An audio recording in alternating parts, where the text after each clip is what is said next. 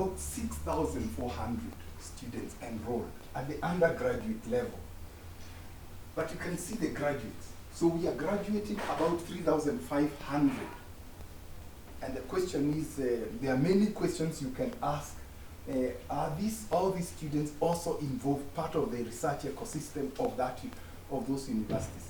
Because undergraduates can do research, yeah, as long as they are working towards, they can feed into a big research project in a university. So we've got all these.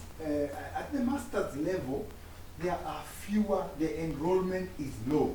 So if you really just want to consider this, then you see, that's the kind of enrollment. So we do know some of the top universities in terms of enrollment. And you can say this is where the research output is supposed to come from. And you can even, you can see this, the graduates, there are not many graduates. 6 in computer science. These are the master's level. The total is just 116 in 2015 and about 175. Yeah. So we collect all this data, and at the PhD level, the graduates in 2016, 2017 was 0 in 2016, and 7 in the information technology and information systems too. About 9. So this issue of too many PhDs, they are not. Our work is to increase the PhD throughput instead. And we have a lot of work. Now, this is the data that determines, therefore, the capacity to do research. If you take that a university without a critical mass, without PhDs, so the full-time PhDs are the only ones you need to count. Because when you take these part-time PhDs, they are double counted. It's the same people who are teaching. So the only one we count is 136. So in our community, we've got about 136 PhDs in computer science, information technology, information systems. If I broke it up, you would see less than half of those will be actually in computer science.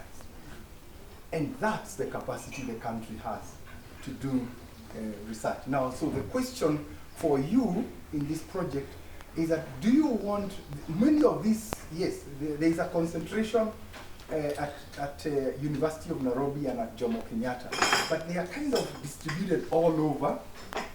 And the question for us is that whether to operate them as a network or to then support only a specific university. Yeah. So those are the things that we are doing, and that's the reality. It is not, it's not a good reality. Actually, there are more PhDs in physics and in engineering than there are in computer science, surprisingly. Yeah? You would think it's much harder to get a PhD in physics, but there are many. And so what we do is we support early career faculty with mini research grants, and we've been doing things in the IoT areas with Raspberry Pis, remote teaching, and we've just given some in the computational modeling area. Yeah, so now, I think the question I was asked, when we do this, we ask them as a department, we do a call in topical areas. We work with we get a research associate, like now we work in computer science, we work with Dr. Wanjiko Nganga. So we identify the area, we do a call, and we expect the research, good research proposals, especially for people who have had a PhD for less than 5 years.